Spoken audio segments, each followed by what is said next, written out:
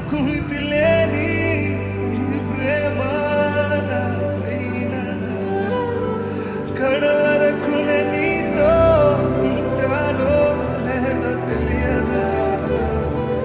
ఎందుకు మితిలేని ప్రేమ నాపైన కడవరకు నీతో ఉంటానో తెలియదయ్యా. నన్ను విడిచిపోనా